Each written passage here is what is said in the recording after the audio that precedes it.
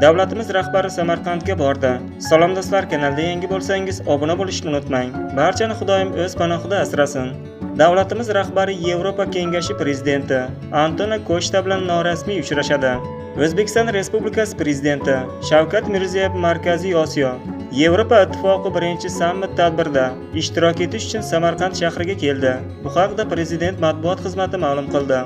Bugun davlatimiz rahbari Yevropa Kengashi prezidenti Antonio Koshta bilan norasmiy uchrashuv o'tkazadi.